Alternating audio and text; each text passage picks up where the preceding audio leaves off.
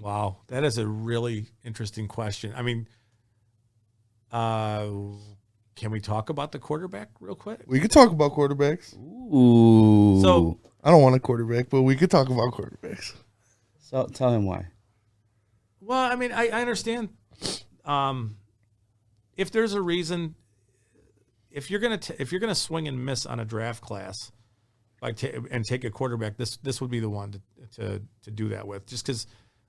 There are better pass rushers that are going to be in the draft next year. I'm not saying you're going to be in a position to take them, but there just are. Like Will Anderson from Alabama would be the first pick in this draft, and it wouldn't be close. Yeah. He would be. Yeah. I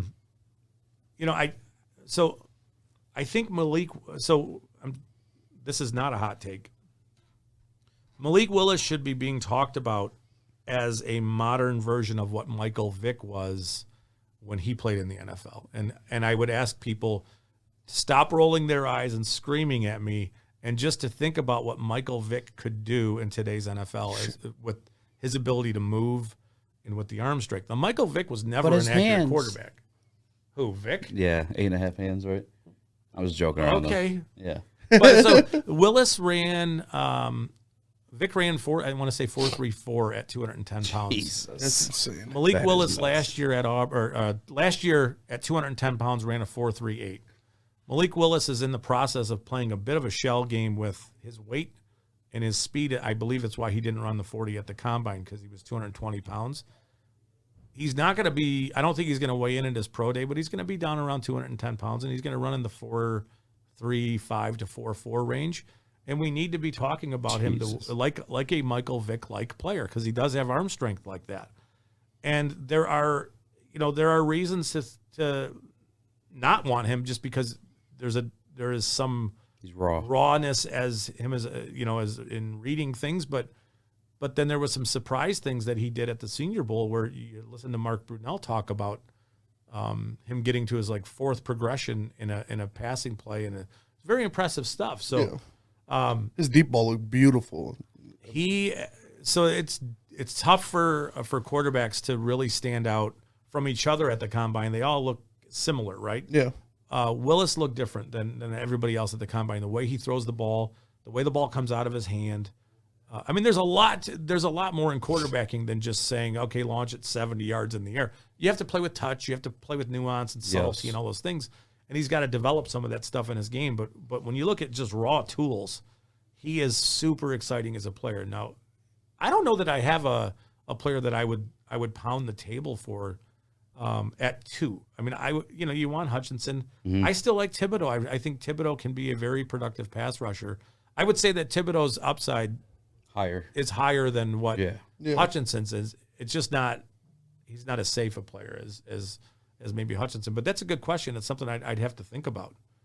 If you're telling me he's Michael Vick, I would take Malik Willis at 2. He has Michael Vick like stuff. I know you're not branding him as Michael Vick, but no, but I mean he does have Michael Vick like stuff, and it's like you'd bring him in, and he would sit for a year behind Jared Goff, and it allows you to then grab quarterback of the future, because.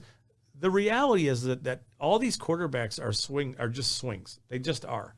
And the more opportunities you take to try to fix that position going forward, the likelier it is that you find the player that you need going forward, and you're doing it at 2 without giving up anything in the future, right? So you still have pick 32, you still have pick 34, you still have 2 first rounders next year. You can build and develop and all those things. I don't think the Lions are in a position next year to get up to where quarterback 1 or 2 is next year. And I don't know they're going to be in a position to be able to get there without giving up a ton of capital. And there's no guarantee that the teams that are up there that are even going to want to trade out. Yeah. So this idea that you just build and develop, and then next year you get your quarterback is a little bit, I think, a little bit misfounded, because there's no guarantee that you're going to be in a position to do that next year. Mm-hmm. You are this year. It's just you're doing it with a player that most people consider to be a very raw player.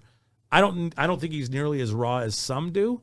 So I like him more than others, but I also understand the hesitant nature in which you'd want to approach him. I get it. And I'm not a fan of giving up capital in the first place unless you're in a Rams position where the team's already built. And you just need a one piece.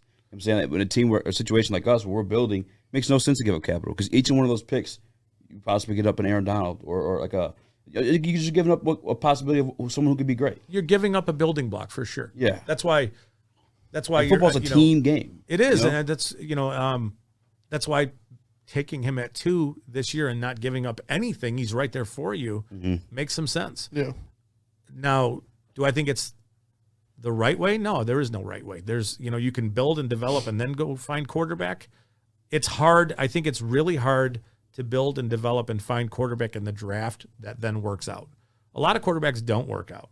Yeah. They just don't. They don't. Now, if you're saying that they're going to follow the model of what the Rams did or what Denver did yesterday. Jeez. Yeah. And they're going to, in 2 years, put together a really solid roster and then trade a bunch of stuff for a quarterback. Okay, but that's in the future, and it's like we don't know. And I think that was Denver's last chance. Look at all the swings and misses they've had with quarterbacks. With Brock Osweiler, Paxton Lynch, with Trevor Siemian. The list goes on. All of them. Tim Tebow.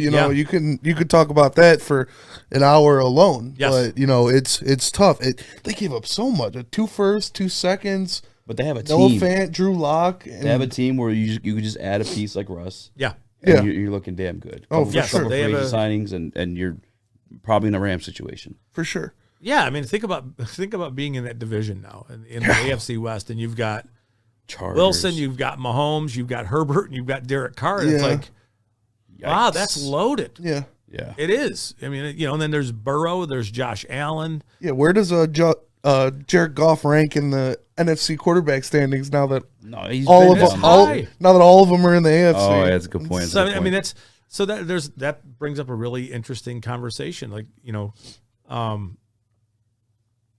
the end goal is to win the Super Bowl. Yeah. Yes. You're going to have good enough quarterbacking play to beat one of those quarterbacks. Yeah. You are. And Jared Goff finished the season great last year, and I think a lot of that was him getting more familiar with the pieces they had, and Josh Reynolds coming in, and all that stuff. But is Goff the guy who's going to take you, over the top? No. So at some point you're moving past him and on from him, and it's a nice year to be able to draft a quarterback and let him develop, and sit for a year. But I also understand that is a very risky thing to do, and I'm not sure Holmes and Dan Campbell are going to do that.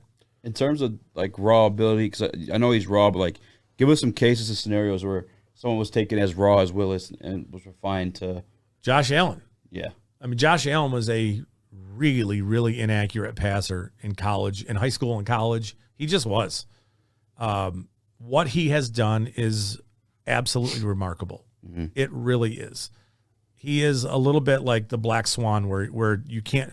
Nobody should be chasing Josh Allen because I love what Josh it's remarkable. But to go from looking super inaccurate all the time at Wyoming to the way he looks now it's incredible. The leaps that he's made. It's really hard. It's hard to find a player who's very inaccurate at college who then improves that much, at the NFL level. It just is. Is there any other examples other than, I guess, Josh Allen? Is that like you said, Black Swan? Is he the only one, or I mean, some guys get better and they do, they incrementally improve, but generally speaking, we all need to understand that taking quarterbacks early is a much more likely to miss than hit type of thing. Even looking at last year's class, did anybody think Trevor Lawrence was going to look as bad as he did last year? Yeah, kind of. He went to a horrible place. The team was crap. And I don't think they even considered the things that he does well. But, Zach Wilson had moments where he looked bad. Yeah. Yes. Trey Lance didn't play last year. Justin Fields did not look good last year for the majority of. We had the one game. The game against us, and the game before that, the game before that got destroyed. The game against us was really his best game. Yeah. So it takes time, and again, the teams that are winning are teams that have, look at Mahomes and the Chiefs going up to grab Mahomes and trading away assets to go get him. That's worked, right? the Deshaun Watson thing is its own separate thing, but Deshaun Watson is a great NFL quarterback. He is. There was a trade for them to go up and get him. Teams have to be bold to go get their guys. And everybody thinks that Mahomes came out and was this perfect prospect. No, a lot of people did not like him at all. Yeah, behind Alex Smith. A lot of people didn't like Deshaun Watson coming out. He sat so there's a lot of that. You know, everybody's going to reconfigure the quarterbacks, and the ones that worked, everybody loved, and the ones that didn't work, nobody liked. And it's kind of one of those things. But I mean, I think we should be operating like the Lions are not taking quarterback, and if they do, it'll be a bit of a stunner. Yeah. I will tell you that Malik Willis's character is off the charts, and all the things that he needed to do at the combine and meetings and all those things. I mean, he's legit. You're kind of selling me on Malik Willis too here. I don't want to do that because I don't know if it's fair to him, and I don't want to make it sound like I'm trying to sell Willis. These are the things that he brings. Yeah. He also brings a ton of risk, like a ton of risk. Yeah.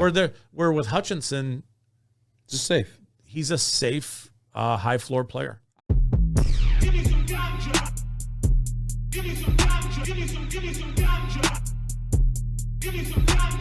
Give me some ganja. Give me some ganja. Give me some ganja. Give me some ganja. Give me some ganja. Give me